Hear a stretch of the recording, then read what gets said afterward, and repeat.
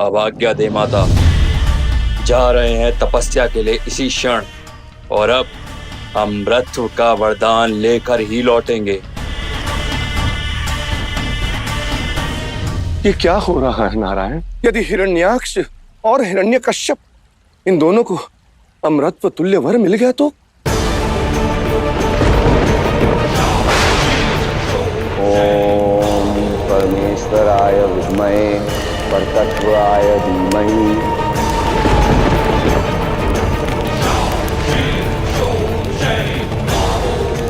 तो अधर्म और विनाश की एक नई गाथा का आरंभ हो जाएगा प्रभु। अर्थात मेरे समझाने का भी कोई लाभ नहीं हुआ।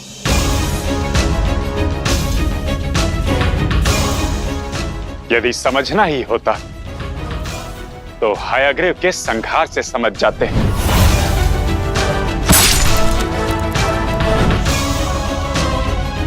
किंतु जब माता ही अधर्म का मार्ग सुझाए तो संतान का पतन होता ही है। असुर गुरु होने के पश्चात भी शुक्राचार्य ने असुर माता की क्रोधाग्नि में द्वेष का घी डाला और असुरों के पतन का मार्ग सुनिश्चित कर दिया। जब जब धर्म पर अधर्म हावी होगा तब होगा महायुद्ध। देवताओं और असुरों के बीच एक महायुद्ध आरंभ होने वाला है। वो युद्ध जो युगों युगों तक चलेगा। हिरण्याक्ष और हिरण्यकश्यपु का ये तप इस महायुद्ध का शंखनाद होगा।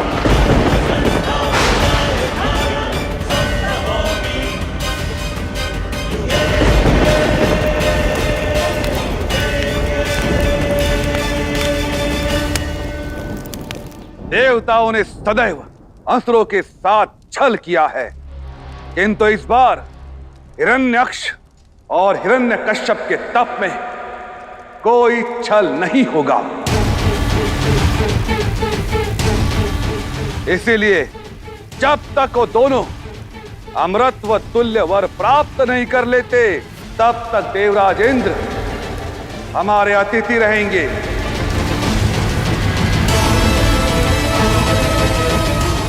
मेरे असुरवीरों, जाओ और बंदी बना लो देवराज इंद्र को। गुरुदेव, आप भूल रहे हैं, देवता अमर हैं। अमर अवश्य है, परंतु अजय नहीं।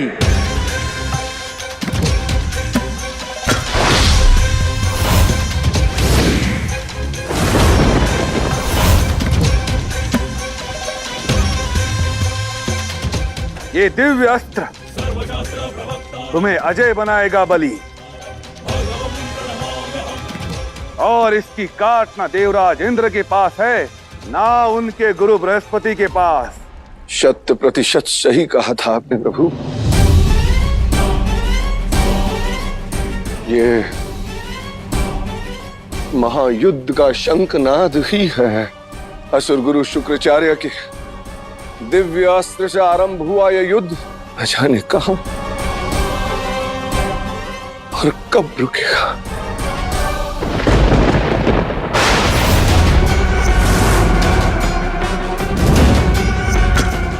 धन्यवाद गुरुदेव। देवताओं के छल का उत्तर है ये अस्त्र। उन्होंने हमसे स्वर्ग छीना, मैं उनसे उनका देवराज ही छीन लाऊंगा। सृष्टि का संतुलन बिगड़ रहा है नारायण। धर्म पर अधर्म हावी होने की चेष्टा कर रहा है, इसे रोकना होगा।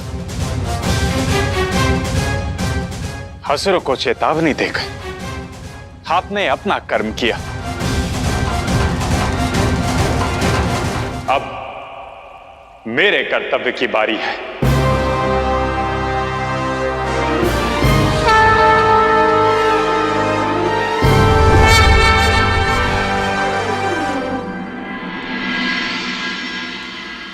कुछ भी हो जाए, हिरण्याक्ष और हिरण्यकश्यप की तपस्या पूरी नहीं होनी चाहिए। तपस्या तो अवश्य पूर्ण होगी देवराज।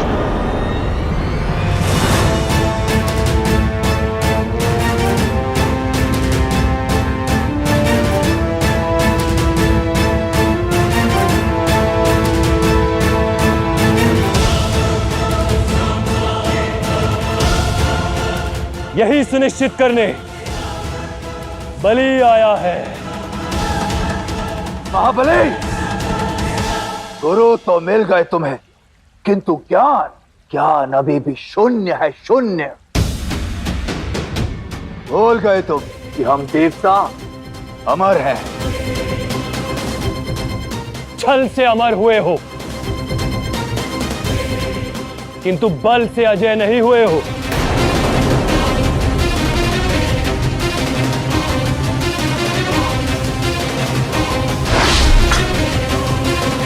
सावधान देवराज, बलि के इस आत्मविश्वास का कारण अवश्य ही शुक्राचार्य की कोई शक्ति या कोई युक्ति होगी।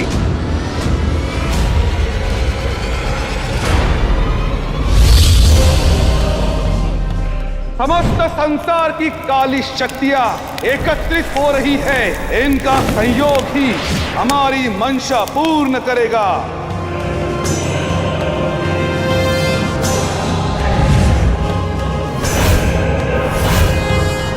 असुर गुरु शुक्राचार्य, जिस घटना का आरंभ आपने किया है, उसका अंत अब मैं करूंगा।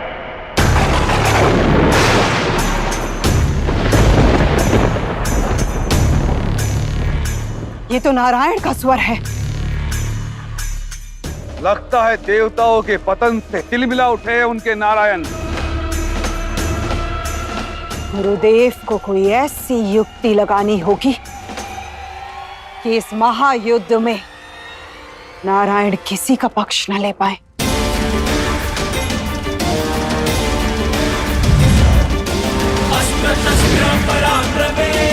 शत्रु शक्ति दहन्त्रे च महापातक संकटे शत्रुदल प्रहारते। आक्रमण!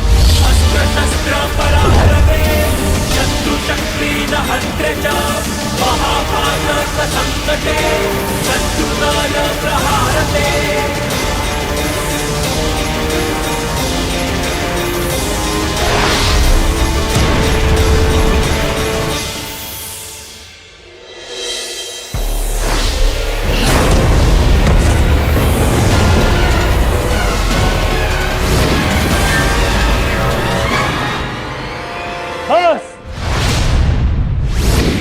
बहुत हुआ मनोरंजन, अब संग्राम होगा, असुरों का आतंक होगा।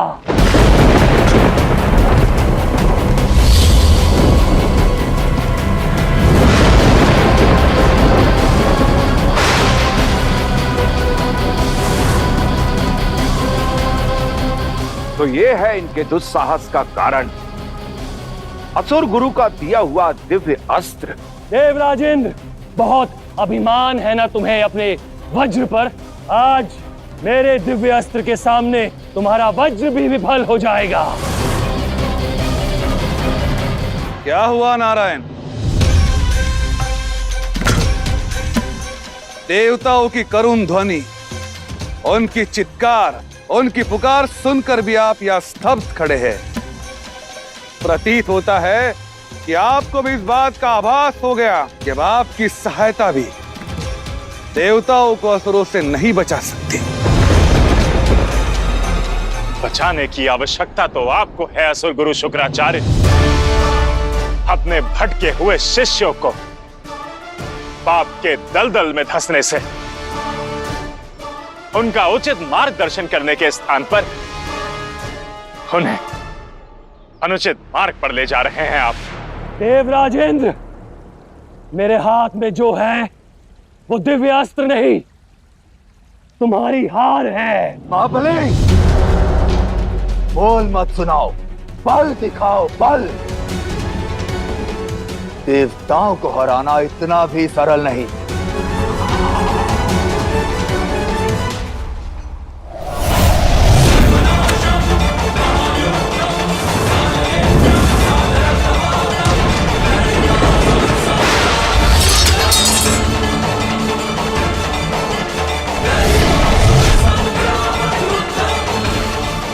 ये क्या नारायण, आप तो अभी से भयभीत हो गए।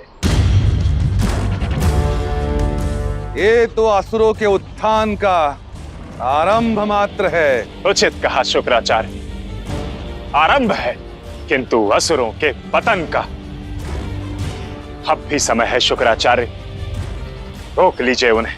कदापि नहीं नारायण, अब असुर गुरु शुक्राचार्य का हाथ है उनके सर पर, उन्हें अब कोई रोक नहीं सकता, आप भी नहीं। देख लिया असुर बल, असुर सैनिकों, बंदी बना लो इन्हें।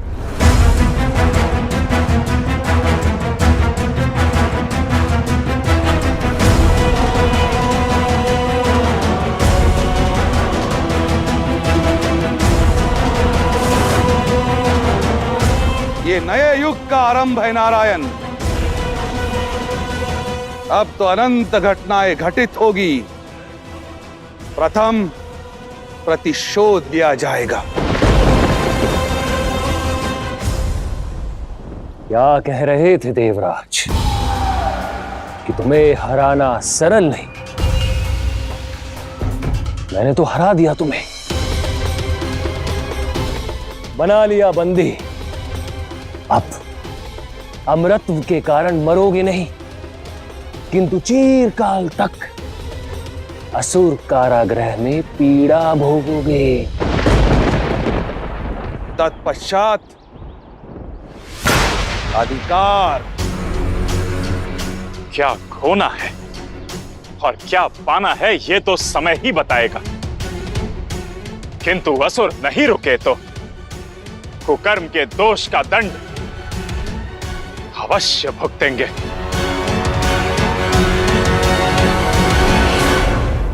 चलो पाताल लोक।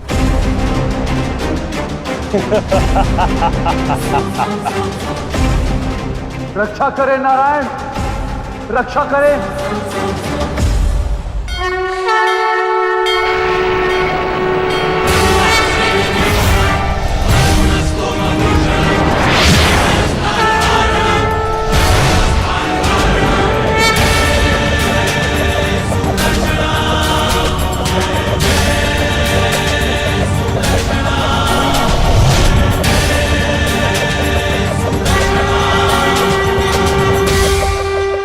आनंद आ रहा है ना इंद्र? अपने जीवन का ये दिन तुम कभी नहीं भूलोगे। इसे मेरी अंतिम चेतावनी समझिए शुक्राचार्य। रोक लीजिए इस अनर्थ को। जब असुर राज बलि ने तुम्हें ऐसे घसीटा था जैसे एक चरवाहा अपने बंदी पशुओं को बांध कर घसीटता है, यदि इस अनर्थ को नहीं रोका तो इसके परिणाम के दोषी आप स्वयं होंगे। अभी मेरी मर्यादा बोल रही है, फिर मेरा दायित्व बोलेगा और फिर बोलेगा मेरा सुदर्शन।